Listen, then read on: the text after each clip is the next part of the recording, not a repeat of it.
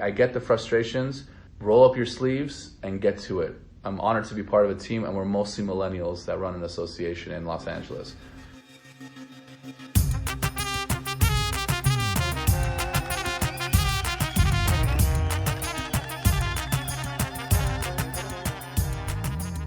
Hi friends, and welcome to the Assyrian Podcast. My name is Steve, and it is so good to be here with you on episode 12. On this episode, we get to know Ramond Takhsh. Ramond has a law degree from Loyola University Law School in Los Angeles, California, and he has a bachelor's degree in economics from the University of California at Berkeley.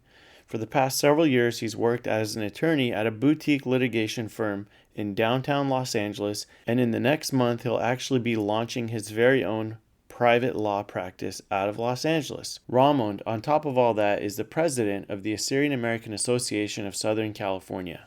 Ramond's work inspires me because he approaches everything with a level of professionalism and the desire to improve. He really cares about the current circumstances for Assyrians, and he also cares about the future of Assyrians. His team in Los Angeles is innovative in what they're doing for the association, and I think you're going to catch a feel for that in this episode. So thanks so much for listening. Thanks so much for all of your support. We're getting tons of emails and messages and people reaching out and thanking us for doing the podcast. We're actually having such a blast doing it and meeting all kinds of people and getting to know their stories. So thank you all for your support. I want to give a special shout out to Stephen Lelham. Stephen has been doing all of our social media, our pictures and our postings. He's been such a wonderful addition and has been so supportive with his social media skills. So look up Stephen Lelham when you get the chance. I also want to thank our sponsor, John Oshana from HomeSmart. Whether you're thinking about purchasing or selling your home either in Arizona or California, contact John Oshana Real Estate Professional at 209-968-9519.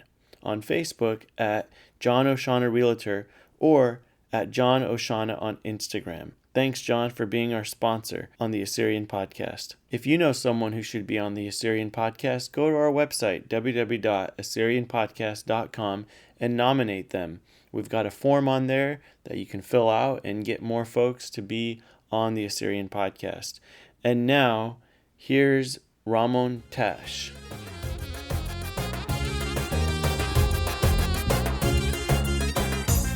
Originally born in England, which is really unique for an Assyrian, which is really cool. I want to talk a little bit about that. You have your economics degree from UC Berkeley, and then you have a minor in ethnic studies. And then you went and got a master's degree from Loyola Marymount, where actually it wasn't a master's, it was a law degree, right? So you're officially a lawyer, you passed the bar and everything. And you're starting your own law firm. You've worked for other law firms. And on top of all that stuff, you are the president of the Assyrian-American Association of Southern California. Thank you for having me, Steve. It's good. It's a pleasure to be here on the podcast. And going back to your last name, can you spell it and tell us a little bit about its origins? Sure. It's got one vowel, so it's Takhsh. It's a Persian word. My family, I'm Assyrian. My family's from Iran. My original last name, from what I've been told, a century ago or a little more than that, was something like Baba or Babilla, something to that effect. But after the genocide, I don't know what happened, but my last name was changed to Takhsh. And Takhsh is actually a very rare Persian word. It comes from the Shahnameh, which is the Book of Kings. It's basically the Iranian equivalent of Homer's Iliad. What the Iliad and the Odyssey are to ancient Greece, like the epic of what and it's called the Book of Kings. And the protagonist in the book in that epic, it's a very big volume of a very large piece of work. And the protagonist of the book had a bow and arrow, and it was called Takhsh. I don't know the reasoning. I don't know. It could be my grandfather, whoever did this, was reading it and he just liked that name. I don't know the reasoning. My father doesn't know. It is what it is. But it's funny how those little things can affect generations subsequently, one after the other. You got your undergraduate in economics. Much like anyone in undergrad, you kind of are in limbo. So like my first year, I was just taking different courses to see what I would like, and I kind of declared in economics the second year, and it was good because you guys get a knowledge of economics from that micro and macro level, and it was also like I was thinking about going to law school at that point. I wasn't 100% sure. When you're like 19, 20 years old, a lot of people just don't know what they want to do. And that's perfectly understandable. And at that time, I was kind of debating about law school, and I thought that either way, economics was a good, whether I was going to do like business school. I definitely wanted to do grad school, so whether it was going to be law school, business school, something else, I did think that an economics degree, apart from the fact that I enjoyed the field, was a good foundation for definitely future studies. So I did minor in Middle Eastern studies because I did have that. I was very fascinated with not just with Assyrian history, but with Middle Eastern history. I took courses, for example, like on the Iranian Revolution, with Pan-Arabism and stuff like that, which have some similarities to with Assyrian history. But it was a good, and it also gave me an excuse to, whenever they made incorrect statements about Assyrian history, like, no, actually, which I think a lot of people can attest to, whether they're in elementary school, middle school, high school, or college, where someone makes a inaccurate statement about our people. So yeah, and I think we all appreciate an intellectual approach to what it means to be an Assyrian, and for you to have gotten that minor is awesome. But going back to your economics degree, I know we're on the Assyrian podcast, but we all want to know, is it the right time to buy Bitcoin? Is it the currency of the future? I'm not actually. I'm actually going to invest in a little bit of Bitcoin. I do think that if the jury's, I think, is still out a little bit. Don't anyone hold me to this. I'm not Jim Cramer. I'm not anyone on CNBC or any other business channel. But if there's proper regulation, I guess I think that could be the wave of the future. But who knows? So you heard it here first on the Assyrian podcast. If we want to build a better Assyria, we need to start investing in cryptocurrency. They're going to come up with one called the Nimrud. Watch out. Oh, we should be doing that. I know. We'll start mining pretty soon. That one will be the highest selling one there is. If anyone listens to that, make sure you give me the credit on that one. Yeah, right? Blockchain. So you ended up getting your law degree from Loyola Marymount, and then you worked at a firm, and now you're starting your own firm. And I know I just broad stroked a lot, but tell us more there. So I went to law school. I became a lawyer in 2010, and I was working at a firm. I worked at a couple of different firms. I worked at most recently at a small firm in downtown Los Angeles that does primarily employment litigation, business formation. Basically, if someone wants to start a business, whether it's a corporation or a company, based on the business laws of the state, contracts, personal injuries, those things of that nature. And recently, I've just decided to, much like a lot of other lawyers, that just open up your own shop, because sometimes, my dad always says the ultimate goal is to work for yourself. So, if you're putting all that hard work, why not just do it for yourself? And so I'm kind of taking that thinking and applying, and we'll see what happens. So I'm starting that firm. We'll be starting just kind of working out the kinks of getting it started. Do you know any other Assyrians that are lawyers that have started their own firms? Yeah, there's plenty. In Los Angeles, there's a couple people I know. There's two brothers that have their own law firms. They've been practicing for about 20 years. And have you consulted with any other Assyrians for direction or anything like that? Also, I do want to make a small plug for the Assyrian-American Bar Association that was started a couple years ago in Chicago, and they've asked me to be a Southern California representative to kind of get... What is that? Basically, it's a professional organization, much like there's an engineering society or a medical association, or based on the field. So it's just a group of attorneys that will, for networking purposes, but also to serve the community, because obviously it's always better to.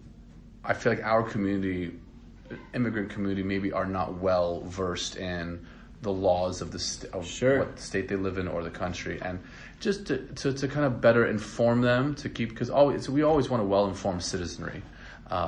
of the laws and legal advice and this and that. And also for each other to kind of work together. All other minorities you have Iranian-American Bar Association, you have Armenian, you have different Asian Pacific Islanders. So it's just kind of following that realm. And so that goes to like the idea of like the direction network, because I think a lot of them do connect for different things. So. And have you been able to connect with a lot more Assyrians through that? I've connected with a few of them, definitely. And we do have a group of attorneys in Los Angeles, Assyrian attorneys. I think we have about a dozen or so. What's the deal? All these high-profile celebrities getting taken to court? I don't know if they do that kind of stuff. You grew up in Sherman Oaks? So I was born in England, as you said. Yep. And my parents fled the Iranian Revolution, much like a lot of Assyrians did in 1979. I was born in England in 82. My family we came here in 1989. Mm-hmm. I was 7 years old, and we lived in North Hollywood. It was North Hollywood technically. I mean, there was the area that we were living in was like the borderline. I love it. Assyrians in Hollywood. Well, the funny thing is because our association, which we'll talk about, and the churches were all in North Hollywood because that's where the Assyrians were. Yeah. It was one of those things where few Assyrians go there, and then all of them. They all just follow, much like with the presence of minorities in different cities. That's just how it usually starts. So there was a big presence of Assyrians in North Hollywood. That's not around anymore, just because people, things change. They've moved out to the San Fernando Valley, Valencia, Santa Clarita, which is about 30 minutes north, Orange County, which is about 40 minutes south. But that's where we lived, and then a few years later, 1993, moved out to the North San Fernando Valley, and that's where my family's been ever since. Dang, man, all the movie stars hanging out. You see some of them here and there. It's not that big of a deal, but you see like Will Smith, you see Smokey Robinson.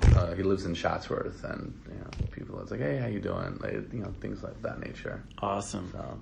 So, what's it like to be starting your own law firm? It's a risk. I mean, just like with any business that you start, with any field, whether it's a restaurant business or a store, whatever it may be, there's always a degree of risk. But I'm going in with a partner he's actually Chinese. So we were both saying he'll handle a Chinese route, I'll handle the Assyrian route, and an Assyrian/Middle Eastern route. We'll see how that goes. But I'm excited about the opportunity. And life is too short not to make a risk here and there, and so I think it's not like a big risk, but we'll see what happens. And I just hope this is a good foundation for my life and career moving forward. So. And you love law, I do like law. I mean, I love Assyrian stuff more than I love law, mm-hmm. But I do like law a lot. I couldn't be a doctor. I don't have the stomach for it. I have a very weak stomach. Not in the sense of if I see something as blood and this, I was it's a little much. So. Yeah. So going back to you've got your own law firm going now, which is great, and then you're also president of the Assyrian-American Association of Southern California. You don't have to do that. With your undergraduate in economics, with your law degree, and you're starting your own firm, Ramond can do whatever he wants to do. You don't need to focus your attention with Assyrians. So tell Assyrians all around the world who listen to the Assyrian podcast, what got you into the association, what keeps you as president of the association, and where do you see it going, and what excites you about our people to be able to do all that for them? That's a lot to pack into one answer. I know. I'll give it my best. 5 questions. I'll give it my best. Awesome. I think as far as the kind of the pride of being Assyrian and the stripe and the desire to work for the community, I think it kind of stems from, I have a couple of elements on both sides of my family. On my mother's side, my mother is very patriotic, and my grandfather, he was very well versed in the Assyrian language, and my mom was a teacher of Assyrian language, kind of instilled that in us. On my father's side, I had my uncle was very involved in Iran and in Germany, and that's in Assyrian affairs. So I kind of came into but it's something I kind of just developed. And my sister's also very proud as well. So, and there's a line that I use and I try to tell those that are on my board of directors, and it's a line that says, I always wondered why somebody didn't do anything about that. But then I realized I was somebody. And that is just kind of like a reason to get involved. For me, that's what does it. And I know that, there's people say, oh, like, why can't that have... I was like, well, you know what? You have 2 hands, you have 2 feet. Let's get to it. Let's roll up our sleeves and let's do something about it. So you feel a responsibility to serve. I do. And I kind of what kind of it didn't start, it started before that, but what really got it going was in 2010.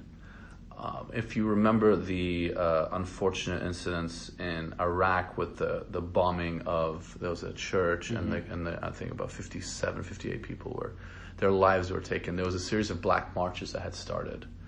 And I, along with a few others, we had co-organized the one in LA. And it kind of just started from there for me. I mean, it had started before from other volunteer efforts, but it kind of just went to another level with that. And I got involved volunteering different things here for different affairs here and there. And then in 2014, I became the vice president of the Assyrian-American Association of Southern California. I served 2 years as vice president, and then I was lucky to be elected president in 2016. I just got reelected to a second term. Good for you. Thank you very much. And it's been great. I mean, there's a great team. I mean, you're only as good as the people that you surround yourself with. And I'm very lucky to have be part of a fantastic team. And our goal with the association was to kind of take it to kind of redefine it as a more all-encompassing organization. I think a lot of, and this is maybe a bit of a macro level, but when we first came to this country as Assyrians, the idea was what do we, and this is, whether it was 100 years ago or fleeing the genocide or fleeing Semel or whatever it is, and the different waves. The idea was, what do we do to survive? We were in survival mode. So they created what's called social clubs. And that's the word that is kind of still used today, like a club. And that's okay. There's nothing wrong with that. That was like, I mean, you're come to a foreign land. You don't know anything. Like you want to be able to kind of be amongst your own, and because that's something that you're most familiar with, to kind of keep your identity alive, keep, the people. I've heard you say to create an Assyria in another area. Yeah, exactly. So so people, they established social clubs. And now that we're here, because that was based on a survival mode mentality, which was perfectly fine. But now that we're here, what do? We have to establish our presence as Assyrian-Americans. It's no longer a survival mode issue to me. It's a matter of what are we doing to serve our community in a more expansive role, and what are we doing as part of the American fabric as Assyrian-Americans? Because survival mode as social clubs is primarily just just being together, congregating. But what are we doing about investing in education, working with elected officials on getting important legislation passed for Assyrians, whether it's teaching about Assyrian history and education in schools? Those kind of things, that's not based on survival mentality. That's more like, we are here, what are we going to be doing to establish our presence as Assyrians here? And it's the same with Assyrians in any other country, whether it's Australia, Sweden, or anywhere else. So that's why I try to stay away from the word, a lot of people use the words clubs, and use the word more associations. And Assyrian be shotapiate or betumte, because that's what we are, our associations. It's more of the purposes are more expansive than being a social club. And so that was kind of the goal with us, is kind of to take that to that level. I don't know, other places are doing the same thing, which is great. So yeah, you really want to be a force for thriving, for establishing who we are within your community in a formal sort of sense, and to get the benefits of being recognized that way. And that's different than how do we throw the right kind of party with the right kind of singers and the right... Right, and like that has its own role too, which is great. I mean, that's perfectly fine. I think it's a fact of, in addition to that. Yeah. It's a more expansive thing, so. Are you paid to do that work? No, I'm not. But I do, our associations are all volunteer-based, but I'm glad that you mentioned that, because that volunteer model is not sustainable for our organizations in the long term. And this is something that was written 45 years ago by a man named William Daniel, who was a very famous Assyrian poet, writer, musician. And it's something that kind of makes a lot of sense because, I don't have a family right now. My partner in crime, as I call him, like our vice president, John, Coriel, Peter Ward on our board, like we're all young. So we don't have family, so we can put some time into this. But at the end of the day, on a volunteer basis, if you have your work, which is understandably a priority because someone's got to eat, and you have a family, how much time can you really put into this? 10% of your time, maybe 20%, and the expansive roles, the work that's required to serve the Assyrian community in Los Angeles or in any other city, or the Assyrian community on a national level, it should require 100% of your time. And we're the only ones that do it on a volunteer basis. You look at other organizations, they have paid positions in Washington, D.C. and in other places like an executive director or staffing. I know that's getting into the weeds a little bit, but generally speaking, volunteer is not going to work long term because then that person can only devote a certain amount of their time. That means the organization can only go so far. I think it's for the sake of our community and our nation as a whole that we need to have people on a full-time basis to serve, whether it's an executive director role or staffing. It's not reinventing the wheel. Everyone else does it. How far away is the Assyrian-American Association of Southern California from employing people? We're working on some, it's basically a financial situation at this point. And we are fortunate to be doing okay, but there's always work that can be done. So I think it's just a matter of gaining enough finances and kind of teaching and letting the people know about this concept, which is a little bit foreign in our community a whole. Yeah. And it's kind of like it's something that we all kind of have to talk about and confront, because in the end of the day, I kind of see if it continues as a volunteer model in any city, it's not just here, it's in Los Angeles, it's anywhere else, you won't have very many qualified people taking the reins and doing what they're supposed to, what they want to do. But some would say, well, then it'll open the door for unqualified people who are just trying to make money. But I'm sure there's a mechanism to counter it because, like I said, we're the only community that's on a volunteer basis. Yeah, I only mention that because there are some folks out there who still think maybe that's happened in the past, and the fact is it's a risk. No matter what, it's a risk. But we shouldn't let the exceptions become the standard and prevent us from really building something long-term, which also raises another question for me. I know that right now a lot of the civic organizations and the churches are doing some similar work. And of course, pastors and priests are paid. So that's an interesting part of who we are as Assyrians, whereas our civic leaders are not. They're not compensated. So where do you see that relationship? Where do you see the role of the church within the Assyrian community and preserving the identity and all of that? I look at it as, I know this might sound a little cheesy, but I look at it all as like we're all lanes in a highway. And whether it's our religious institutions, our civic institutions, our charitable, like whether our associations, our charitable institutions, our educational institutions, we're all lanes in a highway. And our ultimate goal is the same. We just work in different fields. Now, as far as associations, what we're trying to do as part of the role of, we're engaging in advocacy, which is something that the churches do not do. For example, we are working with the Armenian and Greek communities in getting genocide recognition for the Assyrian genocide in Los Angeles and the state of California. That's something that we want to be working on. We're trying to work on. We were in the California State Capitol recently to talk with lawmakers about getting an Assyrian designation for certain students in certain school districts as demographic, because there's a lot of Assyrian, and that's something we were working on. We want to work on some bills and getting some education passed about the genocide, for example. Those things are something that I think our associations, and I know we're not the only ones that are doing these things, and so I do think that's like a separate, that's something, I don't think churches do that and stuff. There are certain things that say, churches, for example, they do language class, which is great. The more language classes, the better. We have language class. we have a modern history class. The more the merrier, as far as I'm concerned. I mean, the more there are as far as people, the avenues of people learning our language, that's best.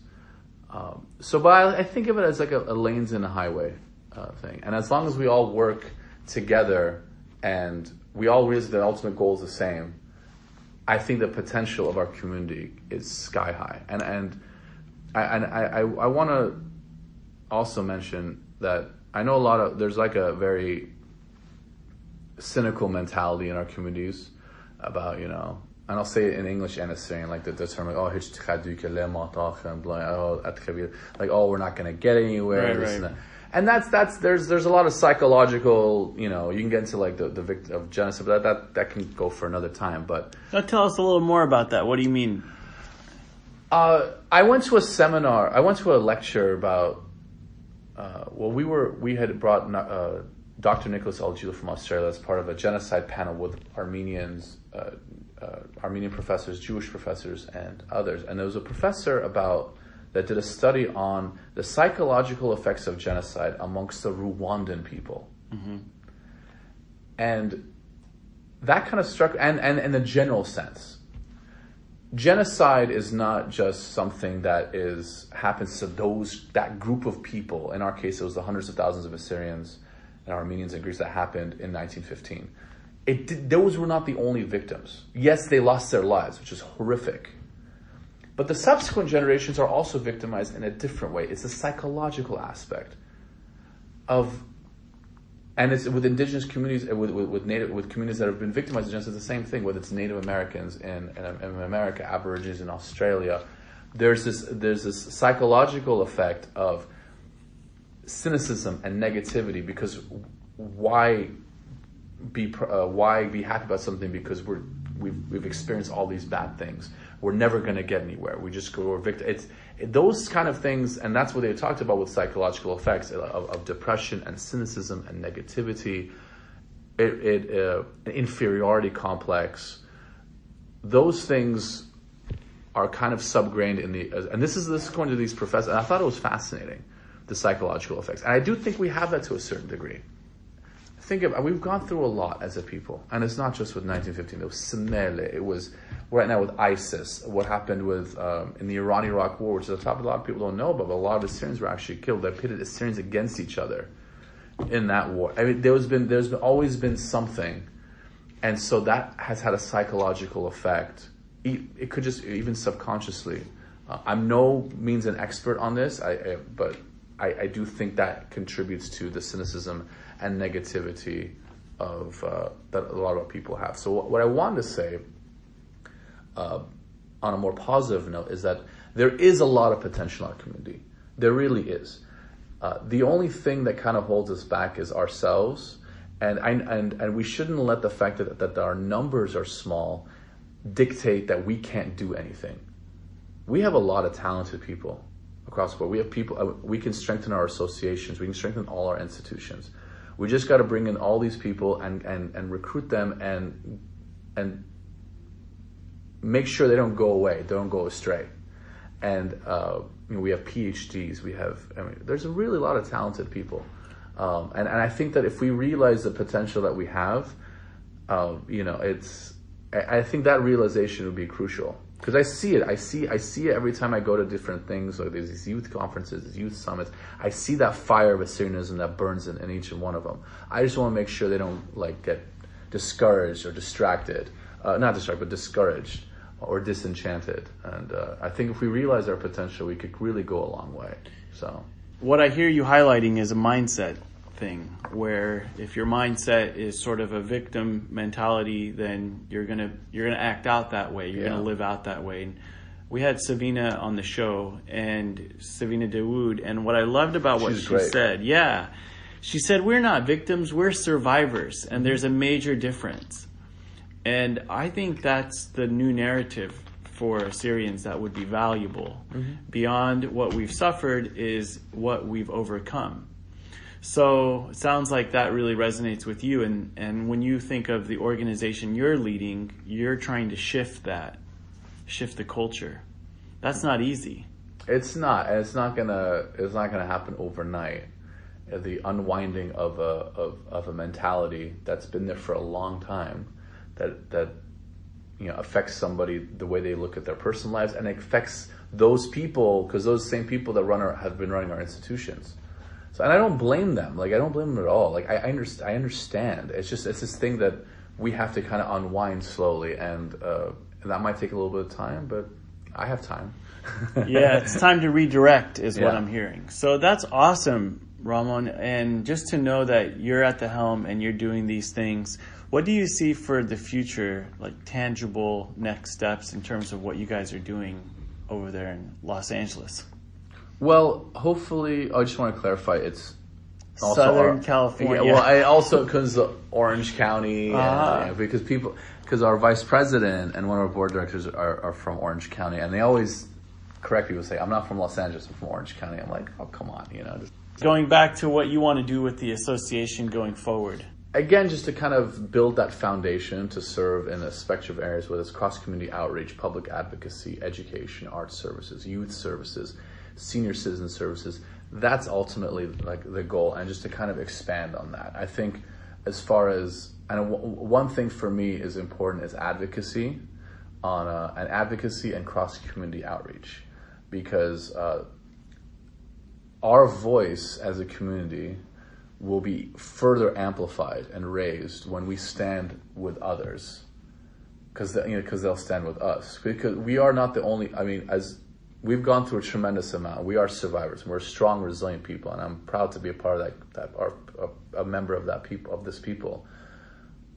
But we have to also understand that there are other communities that have suffered similar things, and if we stand together, then they'll stand with us.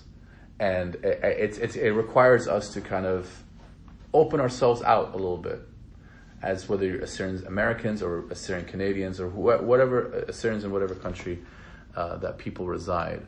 Just kind of build that cross-community outreach as far as public advocacy, trying to get different, as I was talking about, different educational initiatives passed for Assyrians. One thing that I think is absolutely crucial that we'll be working on, and we're going to hopefully work on with our counterparts in other cities in California and throughout the country, is the Census 2020. And as far as, I know there was a joke last time, a spoof video that Iranians had made about the community of Maz Jobrani, about how Iranians say, oh, we're white.